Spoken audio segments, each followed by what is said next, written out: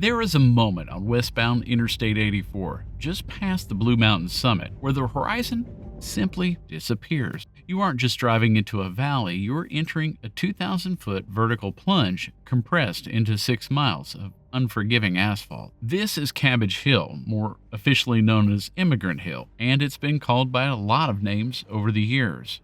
Dead Man's Pass in particular. It's a place where a 6% grade turns a heavy rig into a physics experiment, and the double hairpin turns at the bottom serve as the final exam. On this hill, gravity doesn't just pull you down, it tries to run away with you. I'm Scott, and today we're taking a danger ahead look at the most treacherous descent in Oregon, a stretch of road that has plagued travelers for more than 200 years. This is Cabbage Hill. Let's go beyond the exit.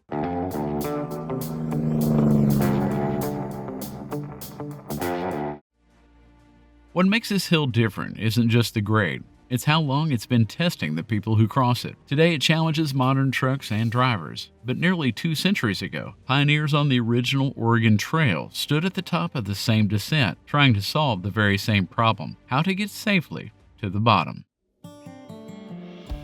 Long before there was a highway here, this corridor through the Blue Mountains was known to the people who lived in the region for generations. The Cayuse, Umatilla, Walla Walla, and Nez Perce all traveled through these mountains, using established seasonal routes that followed water, grazing, and the natural passes. By the early 1840s, those same pathways began guiding immigrants on the Oregon Trail. After months crossing the plains and the Rockies, wagon trains reached the Blue Mountains late in the journey, often with tired animals, worn equipment, and families already pushed to their limits. Ahead of them was one of the last major obstacles before the Columbia River, and what they found here was not a single steep drop, but a long, twisted descent that demanded patience and care. Emigrant Hill, as it became known, quickly developed a reputation among wagon parties. Due to the steep descents, wagons would often overrun the livestock pulling them. To combat this, they came up with a unique way of chaining their rear wheels so they couldn't turn, basically dragging them down the trail. Others tied ropes to the wagons and walked them down, sometimes lowering them section by section to keep control. Livestock had to be managed carefully as well, because if a team panicked or a wagon broke loose, there was little room to recover on the narrow trail. Near the summit was a reliable spring, often known as Emigrant Springs, where wagon trains often stopped to rest and prepare before attempting the descent. Diaries from these trails describe this part of the journey as tense and exhausting, not because it was the highest point they had crossed, but because it came so late in the trip, when both people and equipment were already worn down. Later, the pass would acquire another nickname, Dead Man's Pass, a name earned in the 1870s after a violent incident involving freight haulers and local Native American tribes involved in the Bannock War, and it's a name that seemed to fit well to those who traveled here. This was a place where mistakes could be fatal, whether from accidents, exposure, or conflict. Most of this descent is historically called Emigrant Hill, but today most drivers know it as Cabbage Hill. Now, local legend says the name came from a woman who grew cabbages for market near the summit, and the name seemed to stick. And I have to be honest that the details on this story are a little vague today. If you know more about it, we'd love to hear it. Feel free to share it in the comments. Through the latter part of the 19th century, it still remained an important route. Freight wagons, stage lines, and settlers continued to use the same basic alignment because the geography left very few alternatives. The Blue Mountains formed a barrier, and this corridor, difficult as it was, remained one of the most practical ways to get through.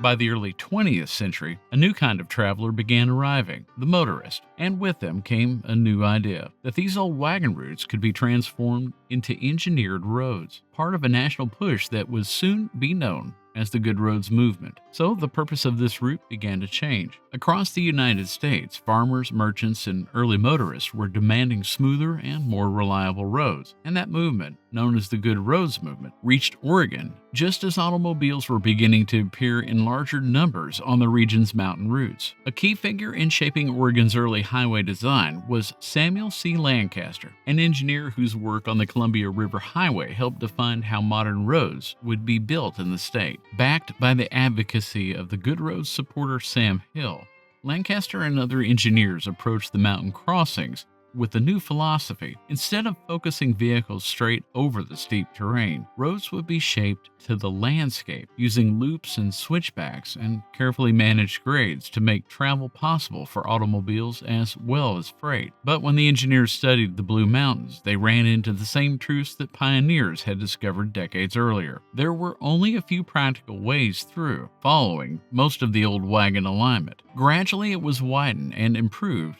and then incorporated into what would become the Old Oregon Trail Highway, later redesignated as US Route 30. In the early decades of the automobile, highways like this were sometimes called King of Roads. In other words, the road was just as much an attraction as it was a way through. Drivers making the crossings in the 1910s and 1920s found a road that had been widened, but was still narrow and had steep drop-offs. Later, buses and the first generation of commercial trucks began traveling the road as well, placing a severe test that often failed with most early braking systems. By the middle of the 20th century, traffic volumes and truck weights were rising rapidly, and like many places in the nations, the highways just couldn't keep up with the growing boom. But a new kind of road was coming, one designed for higher speeds, heavier vehicles, and the demands of a national interstate system. And once again, engineers faced the same unavoidable reality. If you were going to cross the Blue Mountains here, you would still have to deal